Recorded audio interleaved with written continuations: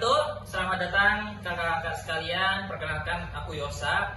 Di sini aku akan menjelaskan persiapan sebelum hari H atau sebelum aktivitas petualangan mimpi, yaitu misalkan H-1 atau sebelumnya ya kayak. Nah, yang pertama adalah udah pasti kakak akan membuat grup, ya, grup WhatsApp yang isinya adalah orang tua daripada peserta yang nanti ikut petualangan mimpi. Nah, pastikan ayah bunda atau orang tua yang masuk ini memang sudah terkonfirmasi. Misalkan ayah bunda nih mau masuk ke grup siapa nih? Jangan sampai misalkan ayahnya udah masuk, terus bundanya tuh belum masuk. Nah, bundanya mikir ini kok belum dimasukin sih ke grup, terus gimana cara mantaunya gitu. Padahal ayahnya sudah masuk. Nah, ini pastikan ke orang tua bahwa yang mau masuk ke grup siapa, biar nanti tidak ada miskomunikasi dan dianggap gak dimasukin grup atau belum dimasukin ke dalam grup peserta petualangan mimpi. Itu yang pertama. Kemudian yang kedua, silakan kakak bangun bonding bersama orang tua dan juga adik-adik. Bangun bondingnya seperti apa? Banyak kak. Bisa kakak misalkan sesimpel nanyain dari wilayah mana aja, dari daerah mana aja, siapa sih ayah bunda di sini yang tempat tinggalnya paling jauh. Karena nggak menutup kemungkinan kak, misalkan acaranya di Jogja, kemudian ada yang dari Semarang datang ikut petualangan mimpi di Jogja, itu nggak menutup kemungkinan. Jadi silakan buka pertanyaan-pertanyaan seperti itu untuk membangun kedekatan bersama orang tua dan peserta. Nah, yang ketiga, pastikan kakak memperkenalkan diri ke peserta, ke orang tua. Agar apa? Agar adik-adik tahu ketika hari H, ketika petualangan mimpi, kira-kira mereka akan didampingi oleh kakak siapa sih namanya. Nah, itu perlu kakak sampaikan nama kakak ya. Pastikan kakak sudah dikenal mereka. Jadi mereka ketika nanti hari H tahu nih siapa kakak pendampingnya untuk kegiatan petualangan mimpi itu. Nah, kemudian yang keempat, silakan kakak informasikan untuk agenda besar kita nih acaranya ngapain aja ya. Gambaran besarnya aja kak ke orang tua ya, biar nanti orang tua tahu, oh anak saya nanti akan berpetualang seperti ini, kegiatannya kayak gini. Nah, itu orang tua biar tahu mau apa aktivitas yang nanti dilakukan di hari H petualangan mimpi untuk Ananda atau anak-anak mereka. Kemudian yang kelima, kakak silakan juga informasikan ke orang tua ya riwayat penyakit anak-anaknya ya. Agar apa? Agar nanti ketika hari H kemudian ada sesuatu yang tidak diinginkan terjadi, misalkan ada anak-anak nih yang ternyata mereka alergi terhadap debu. Nah, kemudian kumat nih atau kambuh nih untuk asmanya. Kira-kira penanganan apa nih yang lebih dahulu bisa dilakukan oleh kakak fasilitator agar apa? Agar nanti adik-adiknya bisa mendapatkan pertolongan yang pertama. Nah, itu untuk hari sebelum hari H ya kak ya. Silakan kakak pendekatan dengan orang tua. Pastikan kakak sudah mengenal adik-adiknya biar nanti ketika di hari H kakak bisa lebih kenal dengan mereka ya. Kemudian pokoknya itu kak untuk informasi-informasi yang bisa kakak sampaikan sebelum hari H. Pastikan kakak membangun bonding bersama orang tua ya, seperti itulah kurang lebih. Oke, mungkin itu aja video yang bisa aku sampaikan. Sampai ketemu di video tips and tricks selanjutnya. Assalamualaikum warahmatullahi wabarakatuh.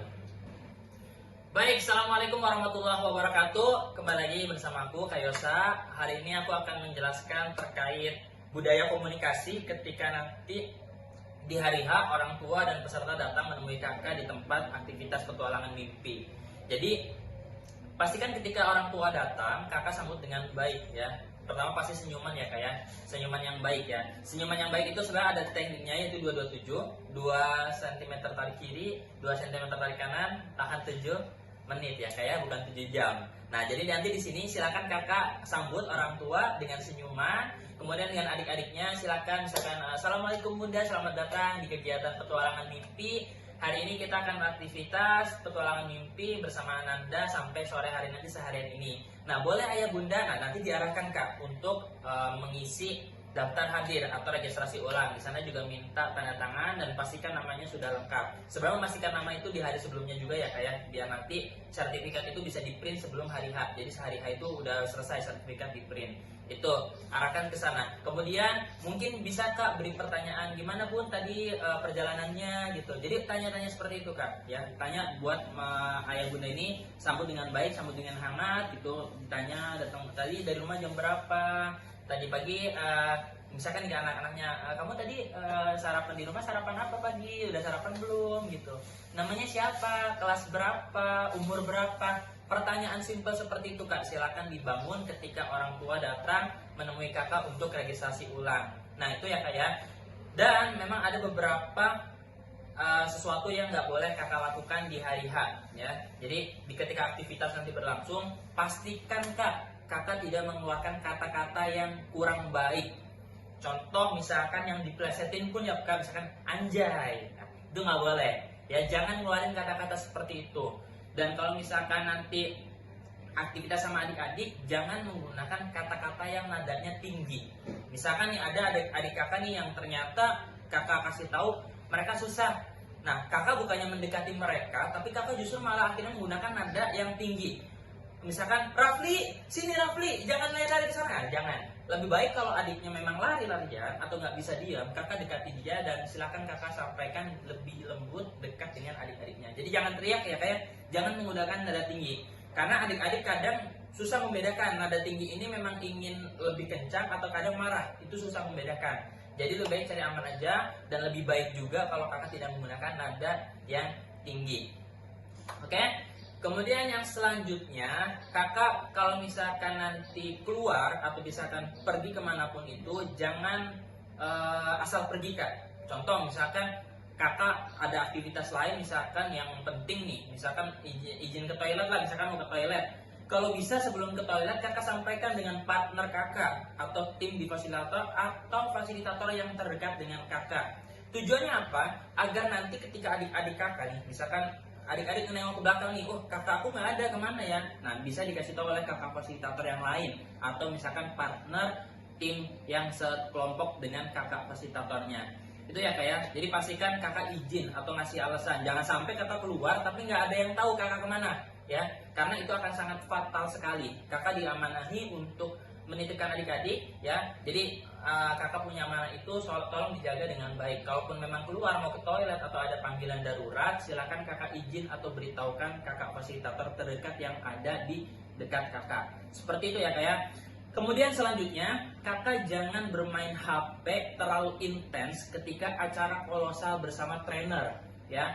Contoh, misalkan trainer sedang menjelaskan budaya pelatihan, atau misalkan sedang nonton film, atau misalkan trainer sedang mengisi materi terkait dengan petualangan mimpi ini. Pastikan kakak di belakang itu jangan terlalu sering megang HP. Kalau memang penting silakan kak, tapi kalau nggak penting kurang-kurangin. Buka IG apalagi ya kak, kadang itu bisa membuat kita lupa kalau misalkan kita tuh sedang ada di dalam acara, saking asiknya ngeliat IG atau sosial media yang lainnya. Jadi pastikan kakak di belakang jangan bermain HP secara intens. Gunakan HP secukupnya aja. Saya yakin kakak fasilitator, kakak-kakak sekalian sudah paham lah, sudah cukup dewasa bagaimana cara menggunakan HP dengan bijak ya. Itu kak. Kemudian selanjutnya adalah, bentar saya ngecek contekan dulu ya. Ngumpul dengan fasil yang lain ya. Ini perlu dihindarkan kak. Karena apa? Karena biasanya apalagi yang di wilayah ya kak ya, atau di daerah-daerah, atau misalkan di Jabodetabek pun, kadang fasilitator itu kan ikut kegiatan ini diajak oleh temannya. Misalkan nih aku nih punya teman namanya Firman, aku ajak Firman. Nah biasanya di hari H Firman itu akan lebih banyak ngumpul sama aku daripada ngumpul dengan kelompoknya. Nah ini harus dihindarkan. Kenapa? Karena ketika acara kolosal itu bukan berarti kakak santai dan bisa ngumpul dengan fasilitator yang lain. Nah di sana kakak harus berdiri atau duduk di belakang kelompok kakak. Agar apa? Tentu agar adik-adik ketika butuh bantuan kakak udah standby di sana. Jadi jangan sampai acara kolosal kakak di belakang terus, oh ini lagi enak nih, lagi pengondisian sama trainer, udahlah nggak usah terlalu diperhatikan, toh anak-anaknya tertib kan. Nah kakak berpikir kayak gitu, akhirnya ngumpul sama fasilitator yang lain, ngumpul di satu tempat ini. Nah itu yang agak kita hindari kak. Kenapa? Karena khawatir tadi kalau adik-adik membutuhkan bantuan pas nengok ke belakang kakaknya nggak ada ya. Ini karena kalau misalkan ngumpul juga biasanya kakak ngobrol ya, ngobrol gitu. Ini yang sangat kita hindari gitu ya kak ya. Kemudian yang terakhir, kalau misalkan kakak ada di acara, hindari kak aktivitas yang ada di luar agenda. Contoh, misalkan kakak kebetulan ikut acara di Bandung, atau misalkan ikut di Jabodetabek lah misalkan ya, di Jabodetabek, kemudian ada teman kakak yang ternyata lagi ada di dekat situ, kemudian ngajak ketemuan. Nah kakak ketemuan tuh sama teman. Nah itu kan di luar dari aktivitas petualangan mimpi. Kami mohon jangan pernah lakukan itu kak ya, karena kakak akan zolim dengan partner yang sekelompok dengan kakak, dimana mereka menjaga adik-adik, kakak malah kumpul atau melakukan agenda di luar dari petualangan mimpi. Nah itu yang perlu ini kan ya kak ya, untuk aktivitas-aktivitasnya. Dan yang terakhir, jangan membiarkan adik-adik ya beraktivitas mengganggu teman-teman yang lain. Contoh misalkan lagi acara kolosal, kemudian kakak nih ada adik yang ternyata sangat aktif, ya nggak bisa diam, ngobrol terus. Nah silakan kakak perhatikan, jangan sampai dibiarkan. Titik yang paling fatal ketika trainer sudah bilang kakak fasilitator boleh minta bantuannya untuk adik-adiknya dikondisikan. Nah itu adalah titik terparah kalau misalkan trainer sudah ngomong kayak gitu. Jadi sebelum trainer ngomong kayak gitu atau bicara seperti itu, pastikan kakak sudah aware, sudah ngerti kalau ada adiknya yang berbicara mengganggu teman yang lain, silakan dekati dan silakan lakukan komunikasi yang secara persuasif. Ya langsung ke mereka. Jadi langsung ke mereka ngomong dan itu akan lebih memudahkan mereka untuk tidak ini. Kalau misalkan mereka ternyata masih bermain-main, silakan kak ditarik ke belakang, ajak duduk bareng dengan kakak. Ya, biar nanti adik-adik ini terpantau dengan kakak. Ya, jadi jangan sampai trainer bilang kakak fasilitator mohon bantuannya untuk mengondisikan adik-adik. Kalau trainer sudah ngomong kayak gitu kak, berarti sudah sangat parah. Ya, saya harap di sini kakak bisa ya mengerti, sudah mengerti lah terkait ini dan sepertinya seharusnya sudah bisa nanti di lapangan biar nanti kita sama-sama enjoy kak ya. Jadi jangan dianggap ini adalah sebuah kegiatan yang paksaan gitu. Jadi enjoy aja sama adik-adik, hitung-hitung kakak belajar juga kan bagaimana mengondisikan adik-adik. Jadi itu aja untuk larangan-larangan atau hal yang tidak boleh kakak lakukan selama aktivitas petualangan mimpi nanti. Ya, tetap jaga komunikasi, dampingi adik-adiknya dengan baik, pastikan mereka nyaman dengan kakak. Ya, itu adalah bonus lebih kalau misalkan ternyata selama aktivitas adik-adiknya nempel sama kakak dan justru saling bertukar sosial media. Itulah yang kita harapkan supaya nanti kenal terus ke depannya. Oke, itu aja untuk tips kali ini. Terima kasih, sampai jumpa di tips selanjutnya. Assalamualaikum warahmatullahi wabarakatuh. Oke, assalamualaikum warahmatullahi wabarakatuh. Kembali lagi sama aku Kayosa. Hari ini aku akan menjelaskan terkait dengan kebiasaan di pagi hari ya, atau sesi di pagi hari ketika nanti kakak-kakak bersama adik-adiknya. Oke, pertama memang yang harus kakak lakukan adalah membangun bonding dengan adik-adik. Ya, kalau tadi kan di awal di video yang pertama aku menjelaskan tentang membangun kedekatan dengan orang tua. Itu memang tujuannya untuk membuat orang tua nyaman, yakin dan percaya kalau ada anak-anak nih atau ananda mereka ya, ananda bisa dipercayakan nih untuk dititipkan ke kakak fasilitator. Nah kalau sekarang kita lebih membangun bonding kepada adik-adiknya. Jadi yang pertama adalah tentu sesi perkenalan. Kalau misalkan kakak pernah ikut aktivitas-aktivitas sosial atau misalkan di komunitas manapun, biasanya banyak sekali kak games-games atau aktivitas perkenalan yang bisa kakak gunakan.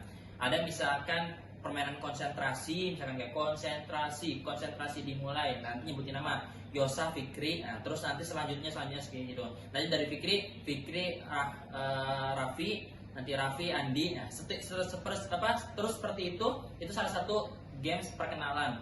Atau misalkan perkenalan yang lain bisa dengan cara memperkenalkan diri, nama panggilan, kemudian hobinya apa. Contoh, aku Yosa, hobiku adalah main basket. Nah, seperti itu. Jadi nanti semua anak-anak memperkenalkan masing-masing dirinya, sehingga nanti selama aktivitas kakak bisa memanggil mereka dengan panggilan nama. Kalau bisa setiap perkenalan tanya tentang mimpi mereka. Contoh, perkenalkan nama aku Yosa, aku pengen jadi pilot. Nah, seperti itu. Nah, jadi nanti teman-teman yang lain mengaminkan. Oke, mari kita aminkan bareng-bareng. 1, 2, 3, amin gitu. Jadi ini benar-benar nanti sama-sama semuanya bisa tahu nama anak-anaknya atau nama teman-temannya di kelompoknya. Kakak pun juga seperti itu. Dan pastikan kakak memanggil mereka dengan sebutan nama. Contoh, misalkan kakak ingin nih lagi sesi diskusi, terus menunjuk anaknya untuk mengemukakan pendapat atau gagasan. Misalkan, boleh Raffi sebutkan apa aja yang kamu sukai kalau di akhir pekan gitu kan. Di akhir pekan kira-kira kamu ngelakuin hal apa aja. Oke, terima kasih Raffi. Sekarang Kak Yosa pengen, oke Andi coba sebutkan apa aja yang kamu lakukan di hari di akhir pekan atau di hari Sabtu atau Minggu. Boleh disebutkan apa aja seperti itu. Jadi hindari banget Kak, kakak menyebut nama adiknya itu dengan sebutan boleh kamu ya yang pakai kacamata ya boleh sebutkan apa aja aktivitas di akhir pekan. Nah, hindari menggunakan kata kamu atau misalkan kalian. Boleh misalkan teman-teman, boleh misalkan kalau misalkan nggak bisa menyebutkan satu-satu, misalkan ayo semuanya teman-teman kita kumpul di sini, nah itu boleh. Nah, tapi kalau misalkan kakak approach atau misalkan manggil perorangan, pastikan kakak memanggilnya dengan sebutan nama. Kak, banyak kan 14 orang, itu bukan hal yang banyak Kak ya, karena 14 orang ini masih sedikit dengan kakak waktu seharian. Kakak kalau di awal sesi perkenalan belum hafal semuanya, oke nggak masalah, bertahap aja. Nanti lama-lama juga hafal. Nah kalau bisa di kelompok budayakan untuk ketika beraktivitas tuh manggil teman lainnya tuh dengan sebutan nama Kak.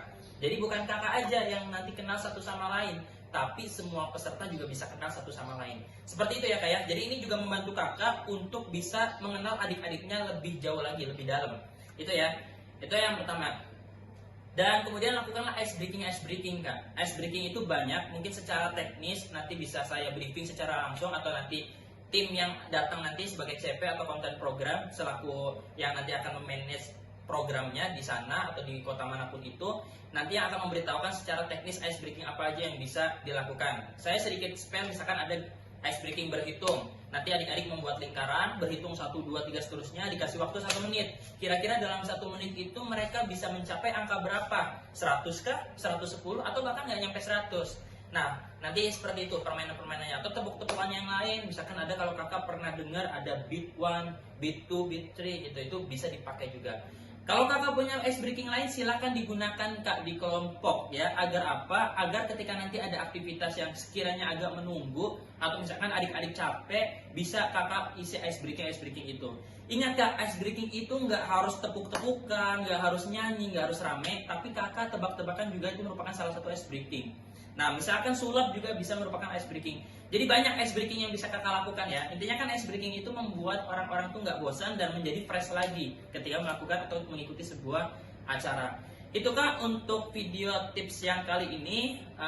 Cukup sekian, sampai berjumpa lagi di video selanjutnya. Thank you. Assalamualaikum warahmatullahi wabarakatuh. Oke, assalamualaikum warahmatullahi wabarakatuh. Kembali lagi bersamaku kakak-kakak semuanya. Hari ini Kak Yosa akan menjelaskan terkait budaya pelatihan. Mungkin aku nggak akan ngejelasin banyak detailnya ya, cuma akan menjelaskan sedikit aja gambaran tentang budaya pelatihan. Karena lebih detailnya nanti akan disampaikan oleh trainer atau kelas leader yang akan turun langsung nanti ketika acara petualangan mimpi berlangsung nanti di kota-kota kalian. Nah, yang pertama yang biasa dan paling sering dan selalu kita gunakan adalah budaya 5S. Mungkin kakak di sini sudah nggak asing dengan budaya 5S. Yang pertama adalah senyum, ya. Nah, senyum itu tadi yang sempat di video keberapa saya lupa, ada senyum ya, budayanya 227, 2 cm tarik kiri, 2 cm tarik kanan, tahan 7 menit. Nah, itu salah satu ininya senyum, ya, budaya senyum. Jadi pastikan selama aktivitas kakak banyak senyum ke adik-adiknya, ya. Tapi kalau adik-adiknya nggak ada, jangan senyum terus, ya. Ini berbahaya kalau kakak senyum terus. Pastikan kakak memberikan wajah yang semangat ke adik-adiknya. Jadi jangan sampai baik adik-adik, kita sekarang aktivitas di luar ya, kita harus tetap semangat adik-adik, kita jangan lemes. Jangan kayak gitu Kak. Kakak harus bilang dengan semangat ketika kakak ingin ngajak adik-adiknya semangat. Oke, baik adik-adik sekalian, sekarang kita akan aktivitas di luar. Kita akan melakukan petualangan mimpi dan mengumpulkan banyak kartu motivasi nih untuk yang nanti dipasang di kertas mimpi kita. Seperti itu Kak. Jadi ketika ingin mengajak semangat, ajak semangat adik-adiknya, jangan kakak lemes. Itu ya, senyum. Kemudian sapa, salam ya. Salam ini ya nanti teruskan, pokoknya kakak ketika ketemu peserta lain, kakak fasilitator yang lain, kasih contoh dulu nggak apa-apa, memberikan salam. Karena memberikan salam itu lebih baik daripada orang yang menjawab salam. Padahal yang memberi salam sifatnya sunnah, yang menjawab sifatnya wajib. Tapi pahalanya, keberkahannya lebih banyak yang ngasih salam. Itulah kenapa Rasulullah selalu memberikan salam pertama kali daripada para sahabat. Itu ya Kak ya. Kemudian ada sopan. Ya, sopan ini sebenarnya kalau misalkan diartikan itu adalah menempatkan sesuatu sesuai tempatnya gitu. Contoh misalkan kalau misalkan baca Al-Quran, nggak baik juga kan Kak kalau misalkan baca Al-Qurannya di toilet. Nah seperti itu. Jadi sopan itu seperti itu definisinya. Kemudian yang terakhir adalah santun. Santun itu mendahulukan orang yang lebih membutuhkan. Contoh di toilet ya, kakak lagi ngantri, tiba-tiba di belakang kakak ada orang yang lebih kebelet. Istilahkan dipersilakan dulu untuk ke toilet duluan gitu. Itu salah satu sifat-sifat yang ada di sopan dan santun ya, pengertiannya. Itu untuk yang budaya 5S. Kemudian kita lanjut kepada budaya CBSA ya. CBSA ini bukan cara belajar siswa aktif ya, tapi C-nya itu cuci tangan sebelum dan sesudah makan, B-nya itu berdoa sebelum dan sesudah makan, S-nya senantiasa menggunakan tangan kanan dan duduk, A-nya awas mubazir. Nah, ini CBSA-nya. Nanti bisa dipakai ketika acara misalkan makan gitu. Kemudian yang selanjutnya adalah lisa atau lihat sampah ambil ya. Jadi ketika kakak nanti di jalan menemui sampah, kasih contoh ke adik-adik, Ayo adik-adik, ada sampah, yuk kita ambil. Kakak mencontohkan duluan, jangan nyuruh adik-adik. Ya misalkan, oke kita Lisa ya, lihat sampah ambil, terus nanti ketika kakak jalan, kakak ngeliat sampah, adik-adik lihat itu ada sampah. Nah, kadang adik-adik yang ya ada kak yang memang seperti itu. Lah kan kakak ngeliat duluan, kenapa nggak kakak ambil? Padahal kan lihat sampah ambil. Nah gimana coba kalau kakak fasilitator mendapatkan adik yang kritis seperti itu? Jadi usahakan contohkan dulu ya kak ya. Ngeliat sampah ambil, jangan ditunjuk. Terus silakan adik-adik diambil sampahnya, jangan ya. Karena nggak semua adik-adik seperti itu ya. Maksudnya nggak semua adik-adik itu bisa mengikuti apa yang kakak arahkan. Yang kritis ya seperti itu nanti. Kakak mau jawab apa kalau adik-adiknya bilang kayak gitu? Intinya kita berlomba-lomba berbuat kebaikan, memberikan contoh. Pun sama kak, ketika nanti kakak merapikan sendal atau misalkan melihat sendalnya, adik-adik ayo kita rapikan sendalnya. Tiba-tiba sendalnya belum rapi, nggak apa-apa kak, kakak rapikan aja ya. Nanti adik-adik melihat kakak merapikan, lama-lama mereka akan tersentuh dan akan kakak fasilitatornya aja merapikan sendal terus. Nah itu yang akan kita bangun. Jadi jangan mengeluh ketika adik-adik susah diarahkan. Yang penting kakak berikan contoh aja. Rasulullah aja kan nggak pernah capek kan untuk berdakwah. Nah kita kenapa nggak sebagai umatnya? Itu ya kak ya, untuk yang Lisa atau lihat sampah ambil. Yang terakhir adalah berzikir. Nah berzikir ini nanti akan dijelaskan ya, intinya ada kan misalkan jalan lurus kita mengucapkan hamdalah ketika berpetualang, jalan menanjak kita takbir, jalan menurun kita mengucapkan tahlil atau la ilaha illallah ya, dan lain sebagainya. Melihat yang indah masya Allah gitu, melihat yang buruk subhanallah gitu kebalik ya. Oh enggak, yang masya Allah itu adalah melihat sesuatu yang ya indah tadi. Kalau subhanallah itu berarti melihat sesuatu yang buruk. Oke? Dan itu nanti lebih detailnya akan dijelaskan oleh oleh trainer atau kelas leader. Jadi nanti kelas leader akan menjelaskan itu semua. Nanti kakak silakan ikuti aja. Dan itu perlu diingatkan ke adik-adik ketika nanti berpetualang. Itu ya kak ya. Jadi budayakan semua itu bisa dijalankan dengan baik. Termasuk tadi ngerapihin, berwudu, kakak dampingin adik-adiknya ketika berwudu. Jangan sampai adik-adiknya berwudu tapi kakak cuma ngeliatin padahal kakak tahu itu salah. Kalau misalkan memang itu salah, benarkan, koreksikan. Siapa tahu dari kakak membenarkan itu akan menjadi amal jariah ke depannya. Karena kakak sudah membenarkan adik yang tadinya belum bisa berwudu dengan baik menjadi berwudu dengan baik dan benar. Oke, itu aja untuk video kali ini, tips and triknya. Sampai berjumpa di video selanjutnya. Assalamualaikum warahmatullahi wabarakatuh. Oke, baik. Assalamualaikum warahmatullahi wabarakatuh. Kembali lagi bersama aku, Kak Yosa, kakak-kakak sekalian. Hari ini aku akan menjelaskan terkait bagaimana masuk atau memulai aktivitas, atau ini lebih pada cara menyampaikan games ya, atau misalkan aktivitas yang mau dilakukan di luar.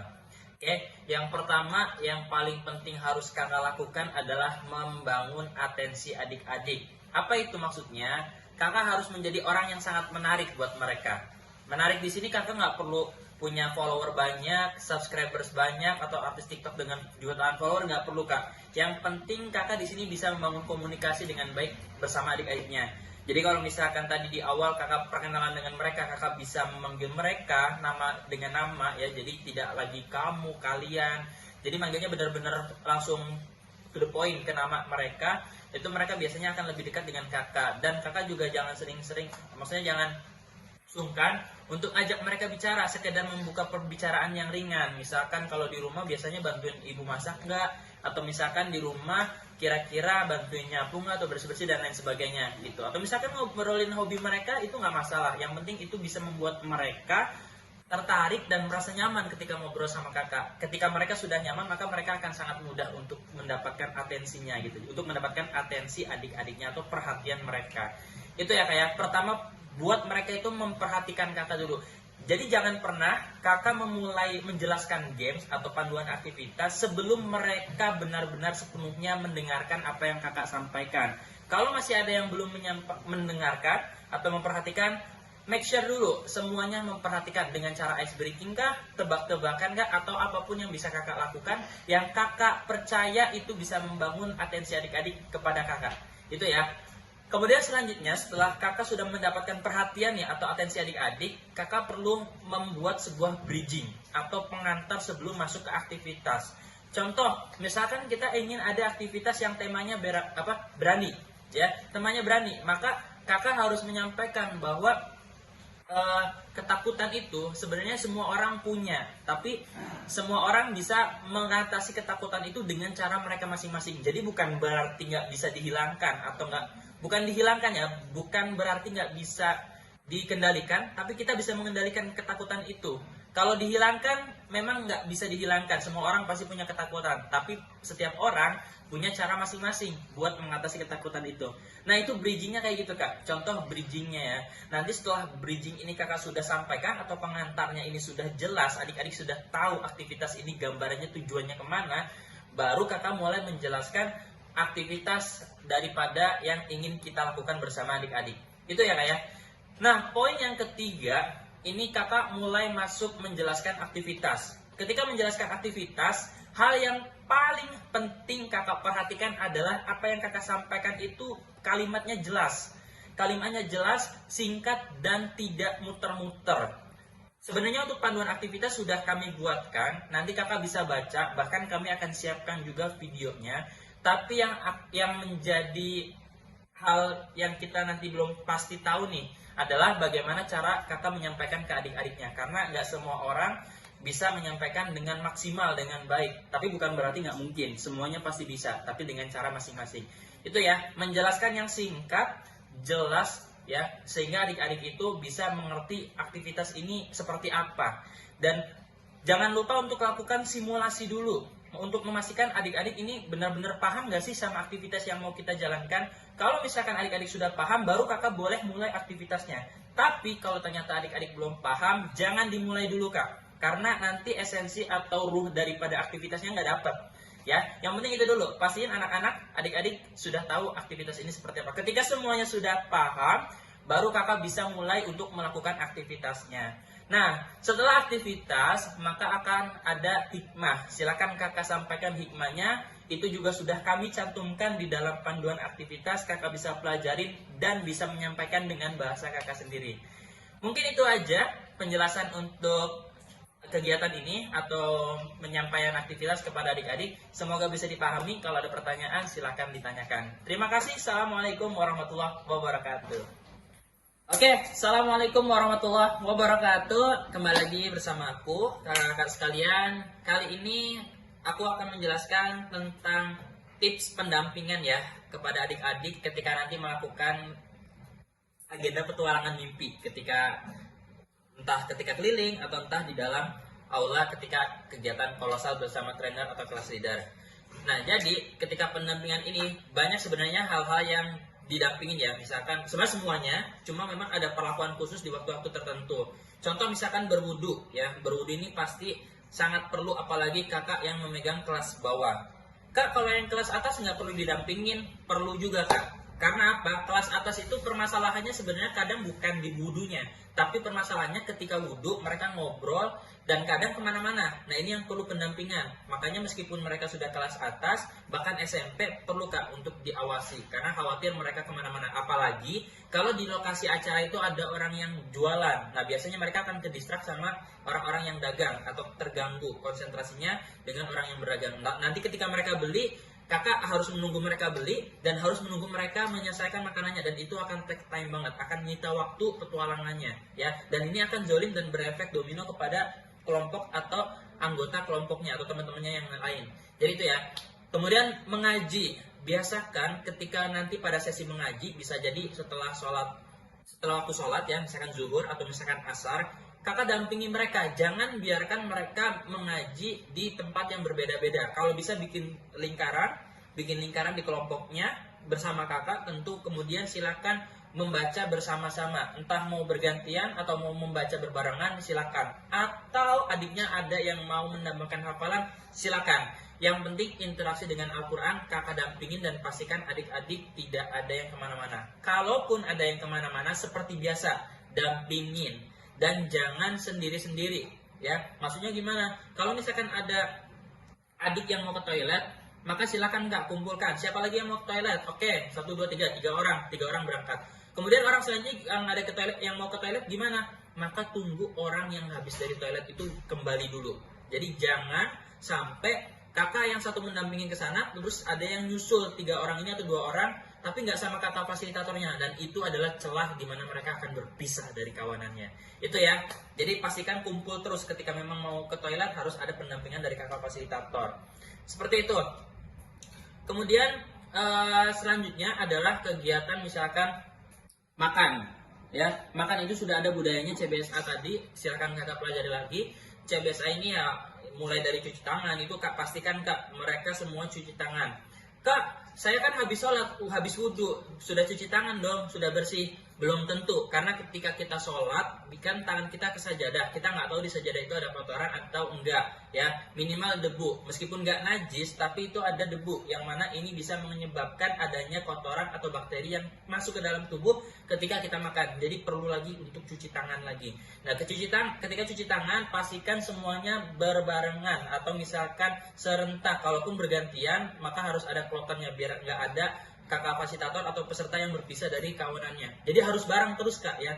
Kalau misalkan pergi kemana harus tahu, harus didampingin. Jadi jangan ada yang pergi kemana-mana tapi tanpa sepengawasan kakak. Dan kalau bisa harus, ini sifatnya harus ya. Ketika ingin makan, doa bersama, makan bersama, selesai bareng doa lagi untuk doa setelah makan. Jadi jangan sampai ada anak-anak yang sudah selesai duluan, mereka cuci tangan kemana, jangan. Kalau bisa serentakan semuanya bareng, semuanya mulai, semuanya makan, semuanya selesai barengan. Jangan ada yang duluan.